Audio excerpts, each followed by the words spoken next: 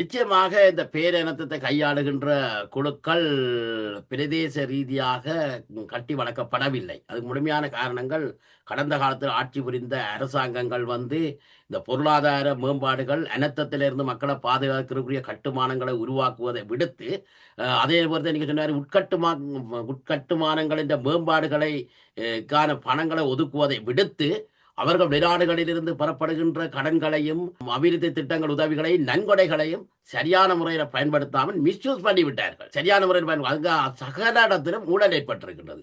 எனவே இந்த கட்டுமானங்கள், உட்கட்டுமானங்களை நோக்கி அது நகர்த்தப்படவும் இல்லை. பாதிக்கப்பட்ட மக்களை நோக்கி அந்த பணம் செல்லவும் இல்லை. எனவே இதனுடைய விளைவில் மிகப்பெரிய அளவில் இலங்கைக்கு தாக்கத்தை ஏற்படுத்தி இருக்கின்றது. உதாரணத்திற்கு நீங்க பாருங்க.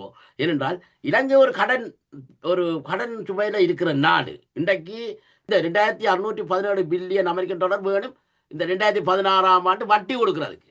வெளிநாட்டுக்கு கொடுக்கணும். வெளிநாட்டு கடையெல்லாம் இருக்கு. அந்த வெளிநாட்டில் வேண்ட கடனுக்கு வட்டி கொடுக்கறதுக்கு மட்டும் 2617 பில்லியன் வேணும்.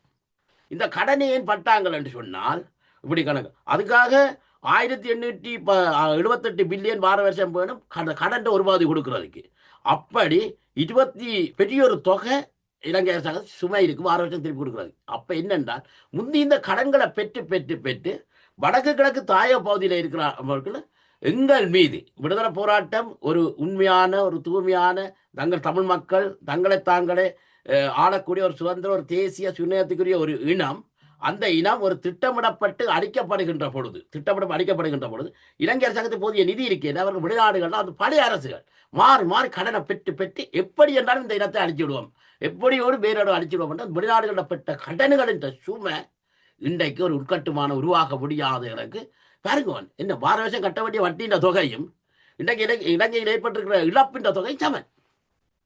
இந்த கட்டி ஏன் கட்டணும்? வெளிநாட்டில் இருக்கப்பட்ட கடன், வெளிநாட்டு கடன். உள்நாட்டு கடனை பற்றி நான் கதைக்கவே இல்லை. உள்நாட்டு கடன் பெரிய தொகை. அது உள்நாட்டு இலங்கை ரூபாய் ட்ரில்லியன் கணக்கில் இருக்கு உள்நாட்டு கடன், வெளிநாட்டு கடனுக்கு. அப்போ வெளிநாட்டுக்கு அப்போ என்னென்று உட்பட்டு வேலை செய்கிறது? ஒட்டுமொத்த வருமானமே 15 பில்லியன் தான் வார வருஷம். அப்போ 15 பில்லியன் தான் ஒட்டுமொத்த செலவை 29 பில்லியன் அமெரிக்கன் டாலர் வந்து இலங்கை அரசாங்கம் மதிப்பீடு செய்திருக்கு. எனவே வருமானம் 15 பில்லியன், 29 மில்லியன் ஒட்டுமொத்த செலவு ரெண்டுக்கு முடியல. வெளிநாட்டு கடன் வேணும். அதை நேரத்தை ஏற்கனவே வேண்டிய கடனுக்கு வட்டி கொடுக்கணும். அதனை ஏற்கனவே வேண்டிய கடன் திருப்பி செலுத்தணும்.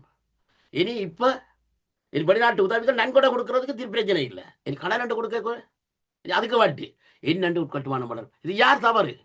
பழைய அரசுகள் முழுமையான ஒட்டுமொத்தவ